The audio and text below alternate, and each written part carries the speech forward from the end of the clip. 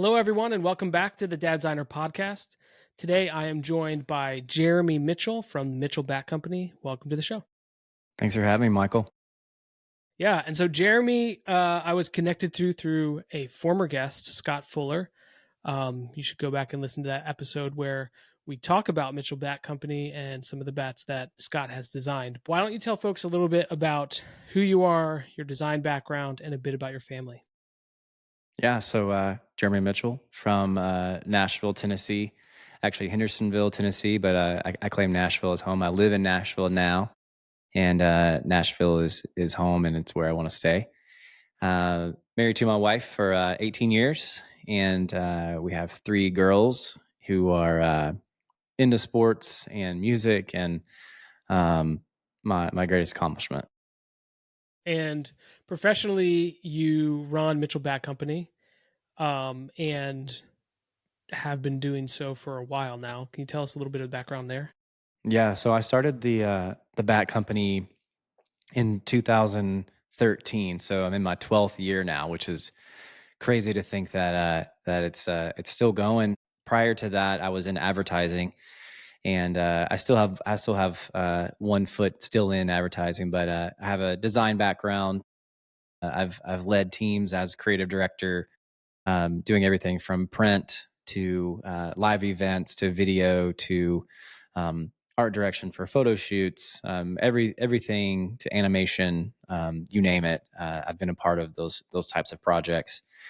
And when I started Mitchell Bat, I was really needing to get a break from all of that. I was needing to step away from my computer, and I didn't know what that meant or how to do that. But in the summer of 2013, the year that I launched it, I was asked to be a part of a group of designers to help rebrand a skateboard company. And at the time, we were expecting our second baby girl, and it was not the time to take on any more work, especially free work. At the time, I was doing just a ton of websites and doing like one off projects for people, getting ready to sort of hunker down and be a new dad again. And I was asked to be a part of this design group to help the skateboard company in Nashville called Salem Town Board Co. And their whole mission was to train and mentor inner city kids making skateboards in their wood shop. And it was two brothers, Will and Skylar Anderson, along with their co-founder Jacob Henley. And we all came together, and my job for this was to create their new website and do some video and photography for them. And so I would go down to their shop like every day and meet with them and see them working on their skateboards and seeing, like, sawdust fly in the air and they're painting, and I was like, wow, this is amazing. This is really cool. And so we launched that project, and then our daughter was born, and I was left still with like all this inspiration from seeing these guys like work with their hands. And so I was like, what's my skateboard? Like what can I paint? Like what can I do? And I'm not, at the time I wasn't super handy with tools or woodworking or anything like that. But baseball bats was the thing. Like that was like what I kept thinking about. And so I really just started like ideating and just drawing and sketching out what bats could look like with stripes on them and colors and things. And I'd never really seen anything like this before, and so I was sort of inventing something, and it felt fun and it felt right, and I still had no idea how I would pull this off. But I told my wife the idea, and she was like, "Why don't you wait until after Christmas to worry about this bat company?" And I was like, "Okay." And that was like September that I told her the idea, and so for like a month and a half, I just kept thinking about it.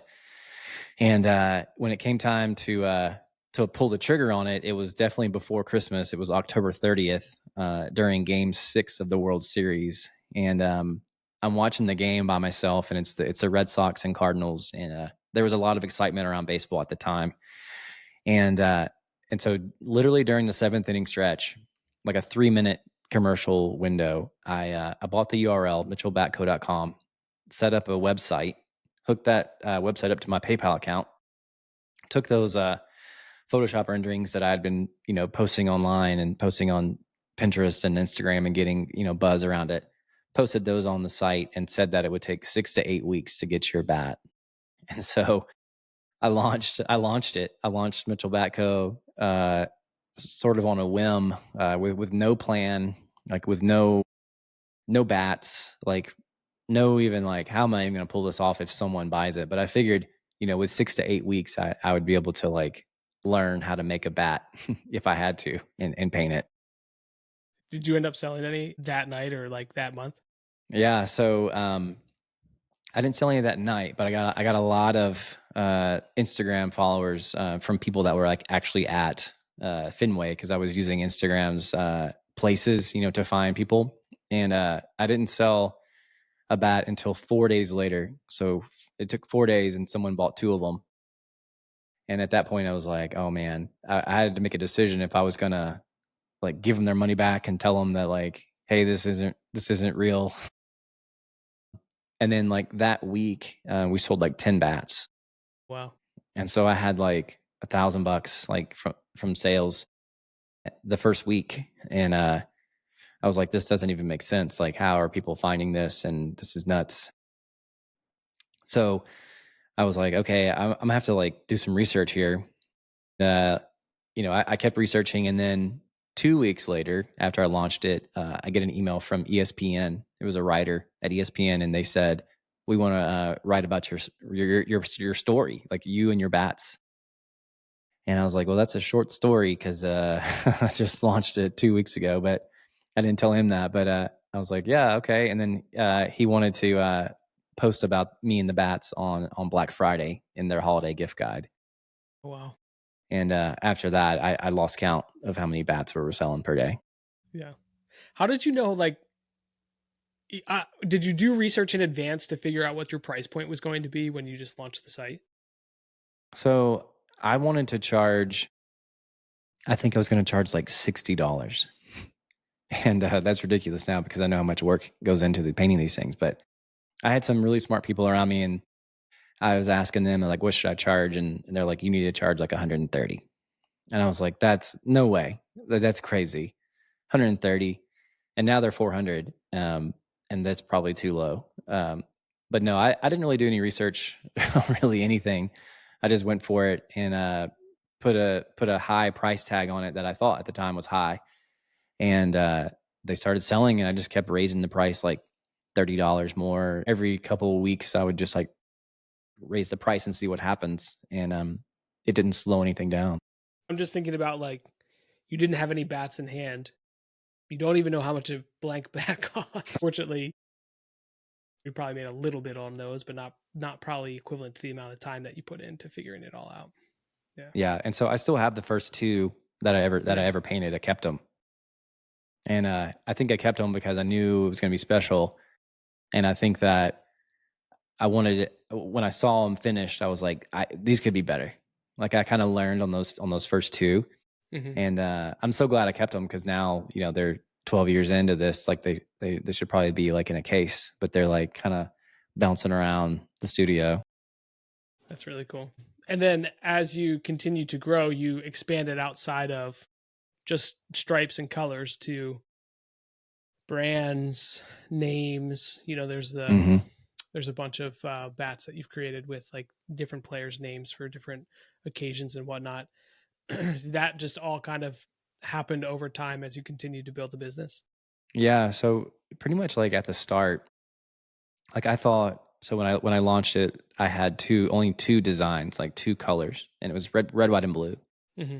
And it was intentional because it was the Red Sox and the Cardinals. Like I made like two bats, like just with like stripe patterns, like with their colors. And I thought no one's ever going to want any other colors than red, white, and blue.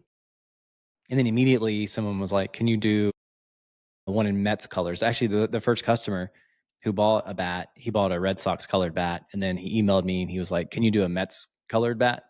And I mocked it up in Photoshop and sent it, back to him, and I was like this, and he's like, "Yeah," and he bought it from that email, and so then like my first customer was my first like custom customer, I guess, and then Wow. there was a guy in Oakland that was like my next customer, and he wanted a yellow and green bat, for that for Oakland.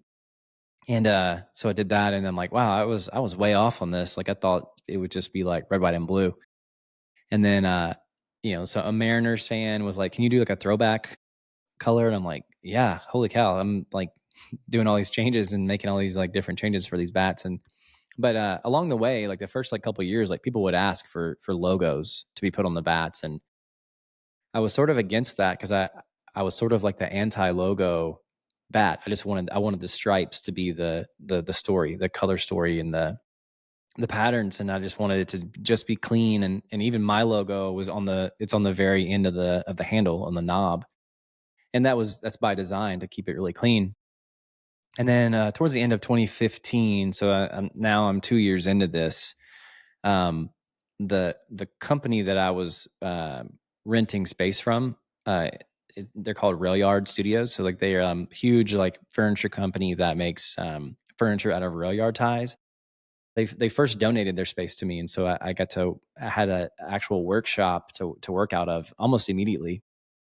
And then I outgrew that, and then I started paying them for space. But anyway, so they were planning this like Jack Daniel's like whiskey tasting event to raise money and to raise awareness for the shop. And so Jack Daniel's was asking about the event, and Rob, the owner of the furniture company, was like, "Hey, we should do it. You should do a bat with Mitchell Bat Company. They're in the same building as us."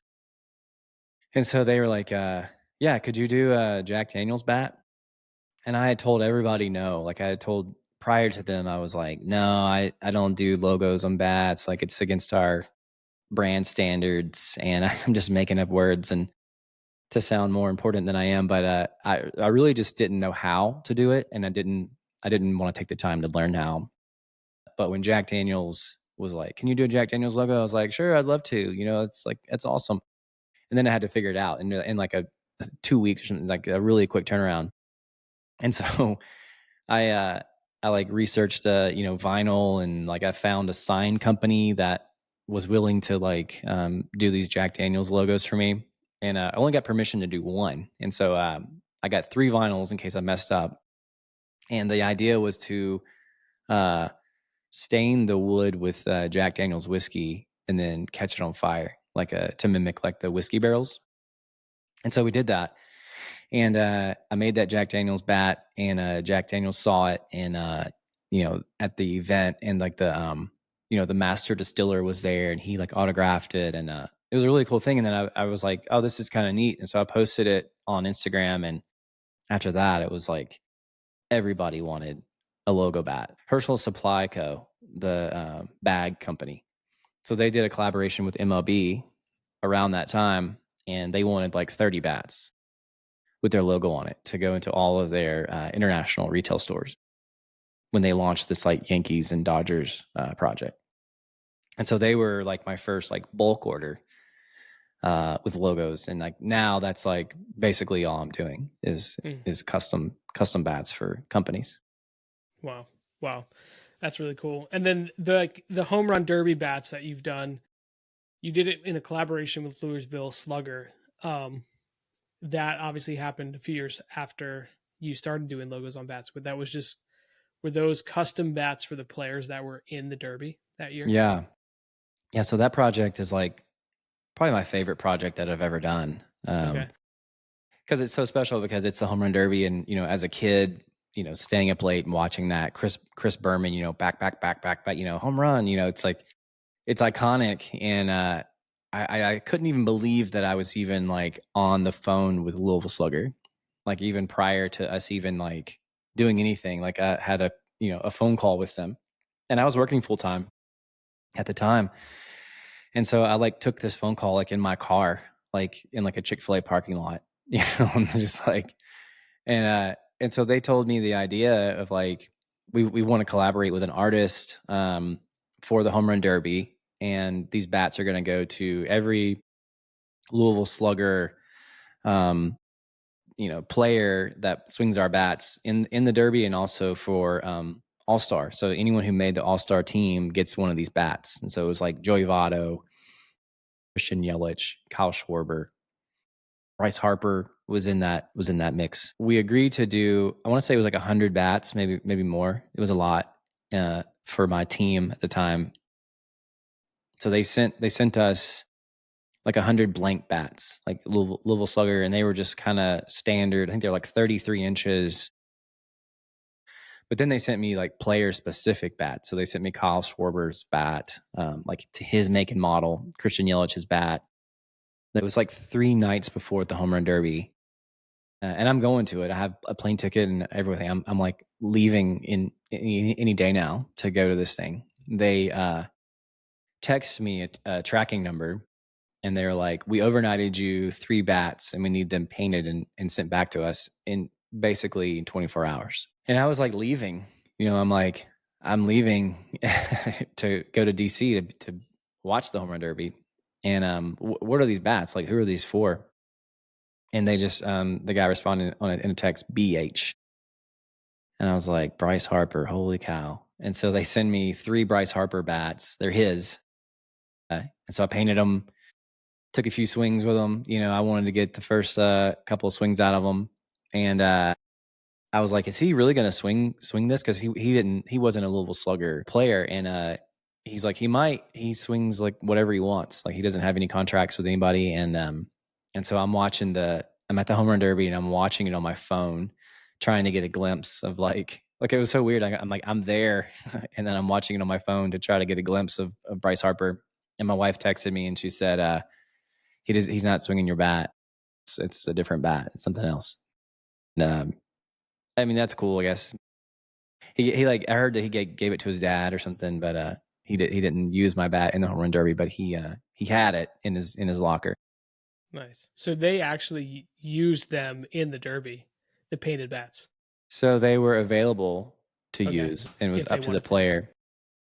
Yeah, it was up to the players of what they wanted to do. The intent was that the intent of the whole project was to have them swing them in the home run derby and also sell them online. So they sold out in like 30 seconds, like they were gone. And no one actually swung their bat in the home run derby, but I was still like super pumped to be a part of that project. Yeah. I can't imagine. I mean, you don't recommend people use the bats No, for actual swinging, do you? no, they could. I mean, they're MLB grade, professional, maple bats that Yeah. are perfect to swing. But I've swung with a few of them. Like, if I mess up a bat and I can't fix it, I'll put it over in the bat graveyard, and then I'll hit balls to my girls in the softball field Oh, nice. with them. Nice. Very cool. Yeah, I was listening to a podcast, not about Louisville Slugger, about Marucci. They have the contract now with the MLB for 2025 season. And the founders of that company were talking about the different grades of wood Hmm. for bats, and how like you actually have a lot of bats that like just they don't meet the quality level. I found that very fascinating because in a very rudimentary way, you're like, well, a piece of wood's a piece of wood, a bat's a Hmm. bat, but there's like all this nuance and But yeah, quality levels to it. yeah. I'll put it this way: I've heard someone say, like, doing this for so long, I become friends with these bat makers. So if they made 1,000 bats, and Mike Trout, say they're making them for Mike Trout, and they make 1,000 Mike Trout bats like that are his specific specs. Only 100 of those bats will make it to Mike Trout, and then 900 of them can't be used for whatever reason. The weight is off a little bit, or the slope is off, or if you can't put it on a table and if it rolls, uh, there's some wobble in there, or there's like some grain that's dark that might cause a break. So 1,000 bats are made, and then 100 go to the field. Wow. And do you know what they do with the other 900? So they sell them. They sell those 900 to wholesalers, and Okay. then those people sell them to international leagues or wood bat leagues or hobbyists or people that make furniture out of them. There's people that make like bottle openers out of the knobs, or Yeah, all kinds of stuff to do with bats. that's cool. So when you started, I mean, you kind of started Mitchell Bat earlier than your wife wanted. Yeah. How did that play into family life? Obviously, it's successful, so hindsight's great, but Hmm. how did that all work out? Yeah. There's many parts to that answer, but yeah, there was a lot of late nights, Mhm. and I was working full time, and then I would come home and work full time, basically, and so I needed to help I needed to help my wife, um, with the babies, and so I did my best at the time, but looking back on it, I probably was working way too much uh, for the circumstances we were in. Sure, sure. Yeah. And then you did mention that Mitchell is now like your mostly full-time role, and you're doing some freelance projects on the side now. Is that right? Yeah. Yeah. So it's funny, like, because when I started this thing so long ago, people would ask me, even at my job, I was working for this agency called Red Pepper, and it was probably the most creative people that I was ever around, and that probably had a lot of influence when I launched it. I started at Red Pepper on October 1st, and then launched a Bat Company 30 days later. Um, but they were when I launched it, it had all this press. I was in magazines, I was in conversations with Oprah. And so, like, there was a lot of, like, big time national press, on this thing, and they would ask me at work, they're like, "When are you gonna quit? When are you gonna quit and do this full time?" And I think they were halfway joking, but I think they were halfway curious and serious, but, I was like, "That's not the plan." Like, I don't know. I don't have any plans to quit, a steady income, especially a job that I liked, to pursue Mitchell Bat.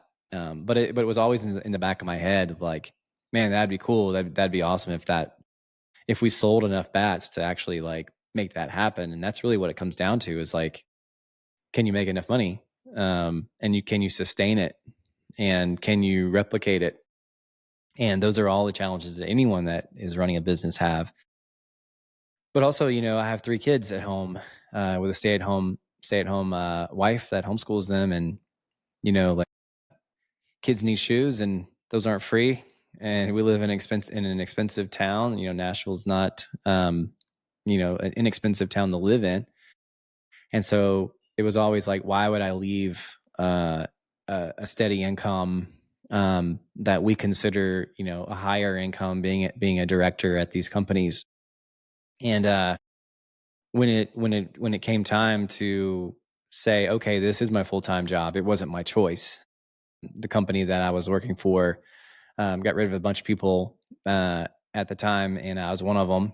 And it really is sort of a blessing in disguise because at the time I was making about the same, per month with the bats versus the job.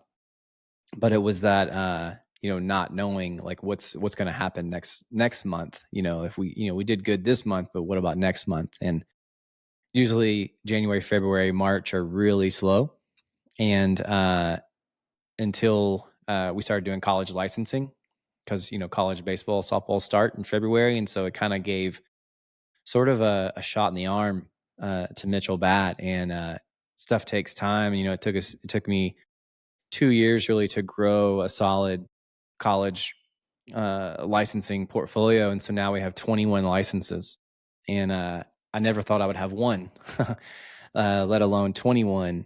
And so that's been like a huge, kind of like that Jack Daniels bat. Like, thinking back, if I never did that Jack Daniels bat and I just stuck to my guns and like, no, we're not going to do that, I'd probably not be in business now. I'd probably just be working a job, for an agency, leading a creative team, and I still have those chops, and so I don't want to be fully out of creative work. And so yeah, I'm taking, it's probably like 80/20, 80% Mitchell Bat, and then 20% doing contract work, doing creative work, doing podcast production, all the things that I was doing at the agencies, but just more on a smaller scale. Nice, nice. And for those college bats, are who's the primary consumer? Is it fans of the team, players, family members? Yeah, Do you all of the even have above. a Like, these sense? are, yeah, all of the above, really. So they make great corporate gifts, and so if if you have a client that went to Vandy per se, you could get them a Vandy bat, customize it, put their graduation year on it. Lots of ways to do that. And what I tell people is like, for the super fan in your life that has everything, that's everything Alabama, they might not have a Mitchell bat. They probably don't. And so it's the thing that I hear all the time. They're like, "Wow, I thought I had everything." We did a custom bat for George W. Bush, and it was his someone in his cabinet bought it for him for his birthday, and they took a picture of the thank you letter that George W. wrote to them about the bat, and that's exactly what he said. He said, "For the man that thought he had everything, realizes I don't. The bat is beautiful and I'll cherish it forever," or something like that. But his words were like, "I thought I had everything," and I think people aren't waking up thinking about custom baseball bats like I am every day. But I think it's a very very unique gift, very thoughtful gift that you can get somebody. And so you don't carry stock of pre-painted bats. Someone orders it, you have the designs out there, and then you custom make it, Right? pack it, and ship it. Yeah, everything's made to order. Nice, very cool. When Tennessee won the national championship, I was making a lot of those in advance because they were selling so fast, just to keep up with demand. I think I was making like every time somebody would order one, I would probably make an extra one because I knew there was another order coming right after it. Yeah. Are there efficiencies in batching or not really? Uh, Not really, no, because it's all the same amount of work. Well, you probably heard Scott and I talk about the Atlanta, uh, the Atlanta bat that you guys created Yeah, together. I was on the site again before we hopped on the call, and I feel like, and this is not me blowing smoke at Scott. I think my two favorite bats on the site are the Atlanta one and the National Pastime one that he did. yeah, yeah. They're They're just good. so classic. Yeah, Um, but I love those both. yeah. I need to have him do some more. I want to ask you two more questions that are more family related before we go. And that would be, as a dad, what has been your greatest parenting success? And what do you think has been your greatest parenting, either failure or learning? Yeah, that's a tough one. I think my success would be that I truly believe that my kids love me and they want to be around me, and that's sort of my like life goal is, when I'm old and they're adults, I want them to come back around and want to be a part of my life, just like they are now. And I spend a lot of time with them. I'm very intentional about spending time with my girls and doing the things that make them happy and things that we can make memories um, doing. And the second part of that answer is greatest failure. Is that how you phrased it? Yeah, I would failure or learning. say, yeah. I think that early on, and maybe because of the bat company, I spent a lot of time working. Spent a lot of time with my computer open. I spent a lot of time spraying baseball bats when they were babies. Looking back on it, I wish that I would have spent way less time working and more time with them on the floor. And I did spend a lot of time with them playing, Legos on the floor, or drawing or painting, and all that shows currently. And but I wish I would have just done more of that, and maybe been a better helper to my wife as a husband, um, starting a business in the middle of nowhere. And when I could have not done that. But um like you said, hindsight is 2020, and it's God's plan, and I'm going to follow that. But yeah, those are my answers. I really appreciate you opening up about your family and sharing about the bat history. If folks want to find you online, I think they should have a good idea by now, but where can they go to do that? Yeah, mitchellbatco.com is the bats, and then jeremymitchell.com is my personal website. It has all my projects on it. LinkedIn. I'm starting to post a lot on LinkedIn, and you can find me there as well. Instagram, X, all the places. Nice. Nice. Well, thank you so much for spending time with us, and yeah, have a good one. Yeah, thank you.